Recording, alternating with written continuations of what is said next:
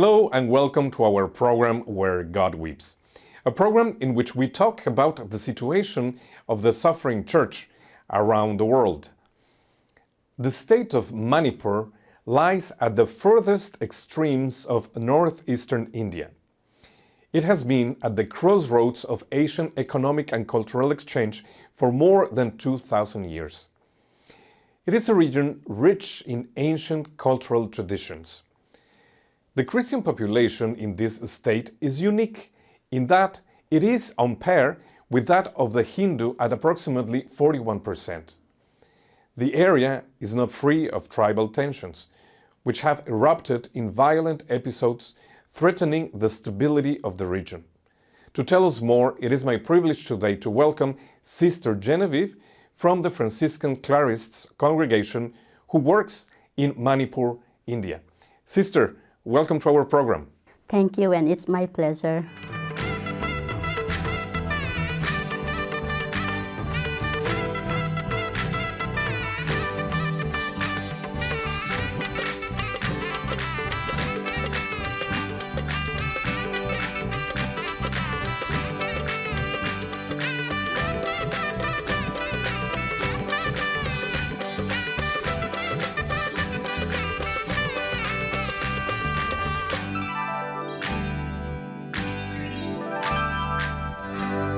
Sister, you are originally from this Indian state of Manipur? Yes, I'm originally from India. And particularly from this from state. Manipur, Churchandpur district. Can you tell us a little bit the story of your vocation, sister? How did you become a Franciscan Clarist sister? Which, by the way, it is a congregation that was founded in India, as a matter of fact. Yeah, FCC, we call it in abbreviation. It's founded in India, South India in Kerala in 1888. The sisters came as missionaries to Manipur in 1965 in January, and they began the missionary apostolate in Manipur, particularly in a parish called Suknu, where my daddy was working as a catechist. In fact, our faith descended, let's say, from the Salesian missionaries. My daddy studied in a Salesian school. He was trained by the Italian missionaries, and then he was the catechist. So, being the daughter of a catechist and having fathers and priests and sisters coming to the house, often looking at them, seeing their missionary vision and desire to spread the good news, it was like an inspiration that I had from my childhood to become a sister. Very briefly, sister, what is the main charisma of your congregation? The main charism is like to pursue for perfect love through love of our neighbor, service to the poor, education to the illiterate, family visit, healing ministry, and now we are trying to concentrate much more on the, let's say, the challenged, I don't want to say disabled people, but then the mentally challenged, physically challenged children and the orphans. We have a project for the HIV, AIDS infected and affected children. Very special concern is being put on that because Churchandpur, as you know, the number of HIV patients, it's quite significant. You have a high rate of infected people. Yeah, infected and affected, yes. For the women and children, we concentrate more. It's very interesting, sister, the ratio, the percentage of Christians and Hindu people in this territory. They're 41% and 41% more or less. So it's very similar, the number of people of Christian faith and Hindus. Is there a good relationship between Christians, Catholic Church, and other faiths, particularly Hindus? In Manipur, for example, it's a plain area in the center and surrounded by hills, extension of the Himalayas, let's say. So the hill people are all Christians, more of Baptist. American Baptist was very active in that area. They were the first to come even before the Catholic missionaries. So Hindus are in fact concentrated in the valley, and Christians in the hills. Hindus are much more, like they say, Christians we have more or less 46%. It's more or less the same, let's say.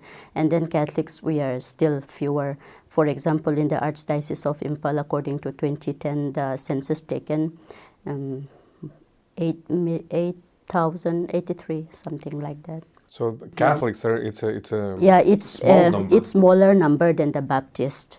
There are different denominations, but the American Baptist as such, it's more like active. But and the relationship between Hindus and Christians in general? In general, at times there are attacks like extortion. The Hindus, there are lots of insurgents. That's a big problem in Manipur. Why? Insurgents like, for example, the Meiteis, the Manipuris of the valley, wanting a separate state of Manipur from the Indian government. On the other hand, in Manipur itself, there are tribals like divided into Nagas, Kukis. The Kukis want a separate state from Manipur. The Nagas in Nagaland want to like acquire the land of the Nagas, where the area inhabited by the Nagas, to be affiliated to Nagaland, Greater Nagaland, let's say. So to protect land identity, it's closely related. And then the language we speak matters much to form the group. Therefore, to protect, ideally it is said to protect, they form different insurgent groups. But in reality, I do not know whether they really work to protect the people, or there are some individuals who get the lion's share, or let's say benefits out of it. And then the valley people, majority are not Christians. So the insurgents try to like extort money from the Catholic institutions. And there were some cases of like priests beaten up or even killed. Yeah, situations came up that way. And as such of practice to the faith, so far at present there is no such challenge, but there is possibility of upcoming difficulties much more than we face now. And there are also still conversions from the Meitei group. There are priests, there are religious sisters coming up, yet compared to the percentage of the population, it's very, very insignificant. Sister, you mentioned this tragic episode of your older brother, who was killed in some tribal conflicts. It is evident that these ethnic groups and different cultural identities have conflict between them. What happened in the case of the death of your brother? It was a conflict between two tribes, let's say, the Thadao Kuki and the Paites. But I belong to the Zhou tribe, yet my mother is a Thadao Kuki, my grandmother as well. And we were in a village, and because of the problem, we moved down to, let's say, the urban area. So on the way, he had to go back to the village because it was harvest time. So as he was going back with a companion of his, my relative, it is believed that they met some insurgents of the Paite group, and then he was killed. It is a sensitive issue. Maybe it's not very pleasant to say that it happened that way, but then we have been a victim of losing my brother and a relative of mine in this conflict. And our village was burned down, so my house also was fully, like, let's say, turned into ashes. It was a difficult time. it took time even for my mother to even hear the language of the people who speak that particular tribe. But slowly, a sense of forgiveness was there, and then it had been a kind of like desiring to forgive. Sister, what year are we talking about? 1997. And the church in general, of course, this is a personal process that each person has to do, but is the church doing efforts for forgiveness and reconciliation in this conflict? Yes, I remember when the conflict began in the early 90s, I was just a student between the Kukis and Nagas. That was the beginning of erupting of conflicts, let's say. And then the Kuki, Naga priests and religious all together wrote a letter to the people of God, asking them to live in peace. That was a very touching moment. And we Catholics have special appearance in that, I should say. Like, we are Christians, both the Nagas and the Kukis. But when it comes to Catholic Church, we are still attending the Mass together, or let's say a Kuki priest can easily go and work in the Naga area, the Naga priest can easily work in the Kuki area, or sisters. Me, I'm Zhou, belonging to the, let's say, the Kuki Chin tribe. But I have no problem at all in staying in Naga area or Nagaland. That way, among the Catholics, we are very, like, let's say, that communion is very strong. I believe it's the sacraments that and the faith that binds us together. Very interesting. So it is in the Catholic Church where these tribes can be united. Yeah, even for example, before I came to Rome, I was in Imphal with the candidates. Among the candidates also there are girls from different tribes. And in the parish, let's say, there is differences, but we can all come and attend the Mass together, speak the common language, Meitei Lon, no? And then we work together, which is very, very touching for me personally. On the other hand, there are some kind of insecurity, but it's not, the faith, the Catholic faith comes foremost. That's what I believe. Sister, you mentioned that your congregation is working with, I know it's not very appropriate to call them handicapped people, but let's say people with different different capacities. What kind of work are you doing? Like, for example, in Bongaigaon, that is in Assam, we have a center where our sisters, like for the blind and for those who are mentally challenged, sisters are sent to specialize, and then they come and teach. There are a good number of them as well. And then, for example, in Manipur, in Churchanpur, we call it Mercy Home. There's an orphanage of the HIV affected and infected, and we do not have now at present the facilities to accommodate the differently challenged, abled people, but a sister is working very actively among these people, collecting, bringing them together, getting for them some help through some aid, through some projects, and cooperating with the government, different NGOs. Why do you make a differentiation between, when you talk about AIDS, why do you mention infected and affected people? Yeah. Which one is what? Infected means those who have the virus in them. Affected, like for example, the mother or father is affected and the child, infected and the child is left behind, Or let's say, there are many cases of children with nobody to look after them because parents are either infected or affected due to the drugs. There is lots of abuse of drugs as well in Churchanpur especially. So that way we care for them You personally, Sister Genevieve, you've been involved in education particularly. What is the role of the church in this region? The role of the church in education is very significant.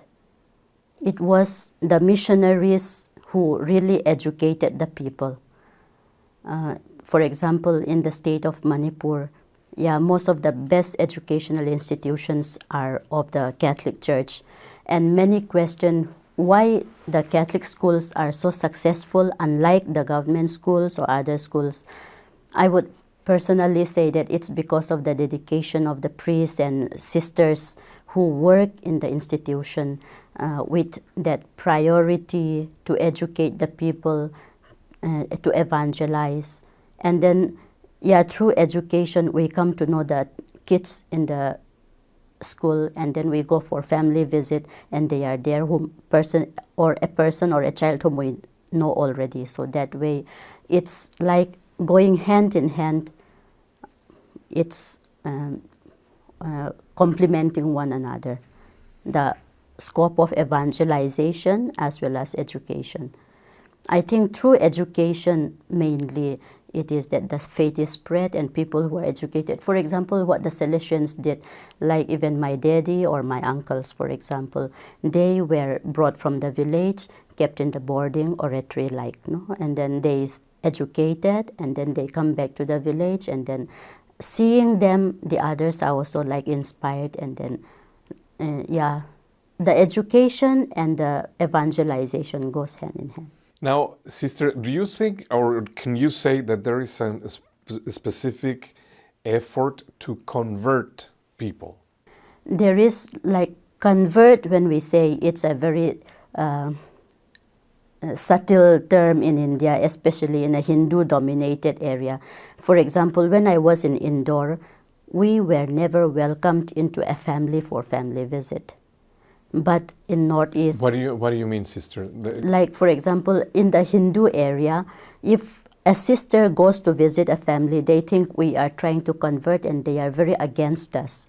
Okay. Even in Manipur, in the valley, there are some who think that we go to visit them, or we have a school, for example, in Imphal, in the valley, St. George School, where our sisters are working. We put the image of Jesus. Some people are against throwing stones on the roof of the house, saying that we are trying to convert the students. But in fact, it is not what we want. That's why when we speak of Jesus, or when we want to introduce, we are blamed or accused of wanting for conversion. So conversion is not very accepted, but we try to integrate our faith and their faith. Maybe we slowly enter into getting in relationship with the school children, or with the teachers, with the parents. But more than conversion, helping them to appreciate the values of Christ, for example. So you have Hindu children in the schools? Exactly, there are lots. And you don't indoctrinate them, you just show them the beauty, we might say, of the Christian faith. I think it's to show them the beauty of the Christian faith, that we read the Bible in the morning during the assembly, or we read something from the Gita at times, a kind of inculturation. Inculturation also should be important, that is what I feel. And through that, we try to show the values by our actions, by our being together with them, and then maybe they slowly pick it up. And there are also changes, some of them coming over. Even among the Protestants, let me say Protestants, the non-Catholics, there are lots of movements coming over to the church. That's what I experienced mainly, even after I became a sister, when I stayed in a particular community which was torn by the ethnic violence in 97, for example. And all those people who were more or less like able to or wealthy enough moved to the urban areas, while the very poor people were left behind. There was a village which is around 350 miles away from Imphal, the capital city. We went to visit there. The painful thing for me was the priest and sister religious those time were from Kerala. They were not able to speak the language of the people. And me, gratefully, I could speak their language, though it's not my mother tongue. And we visited them. There were 30 families who wanted to come over to the Catholic Church. So we had to like instruct them. That was a beautiful experience for me. And then a Catholic lady in the nearby village, all her other Catholic members left the church, Catholic Church, let's say left. There were 2 families who joined some other group, while others moved to Mizoram because of the problem. And this lady, she told me, even if I am alone, I will die as a Catholic. It was a very touching thing for me. Like it also like helped me in my faith. And instructing those children who were coming over for First Communion, let's say, that was the most edifying experience I had in Very my apostolate. for you, for your religious life. Yeah. And they were very poor and really very remote. We can hardly visit them. And then as soon as they see the priest come, "Sister, can I go to make confession?" Yeah. While the priest sits for the confession, he does not know the language but try to help out.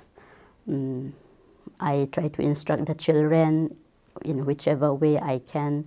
That was a beautiful experience for me, being very interior first of all, and then people are really poor. Yeah, I am also like from that area, but compared to the town area in Churchandpur or let's say in Imphal, the people there, over there, are really... So there is work of first evangelization in this region. Yes. And Sister, what about the condition of women in general? We've heard some very unpleasant news coming from India in terms of violence against women. But India is such a gigantic territory that I don't know if there are the same conditions in Manipur? In Manipur, in fact,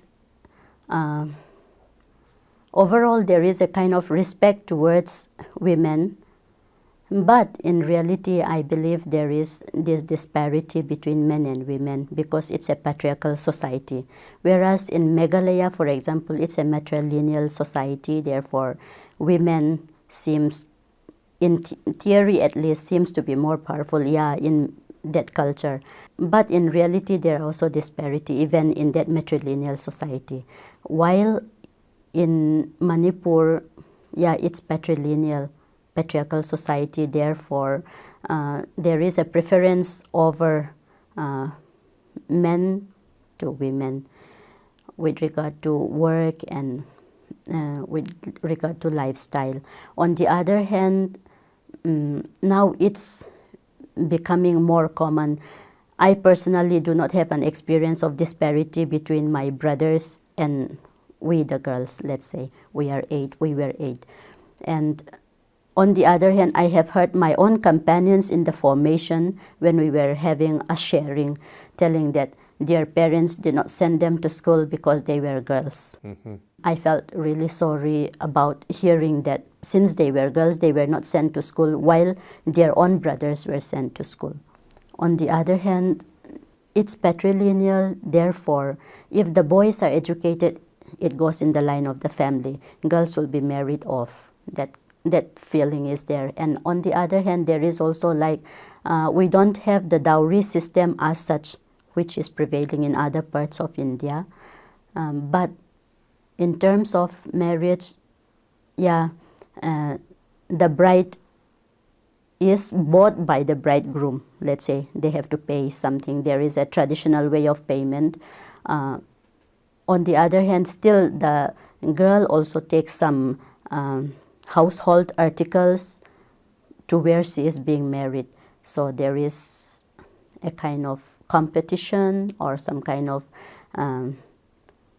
like let's say, grading on how much the girl is able to carry or take to her husband's home. To bring to the new household. Yeah, exactly. Another very interesting topic, talking about India, Sister, but I don't know if it is if it applies for this region as well, is the caste system. Do you have caste system in the Manipur area? There is no direct caste system among the tribals, let's say, but there is certain disparity which we cannot deny, like some people more privileged and less privileged. The mainland India, the subland, let's say, and then the mainstream and the substream. Like, for example, the language you speak matters a lot, as I said before. If you belong to a bigger number of people who speak a particular language, you certainly have more advantage or power. But not as a caste system not as a caste exactly, but there is certainly disparities. Well, thank you so much for being with us today. Thank you. It's my pleasure. And thank you, ladies and gentlemen, for being with us in another episode of Where God Weeps. If you want to know more about the work that the Church is doing in this region of India and in the whole country of India, we encourage you to contact the information at the end of this program. Thank you, and God bless.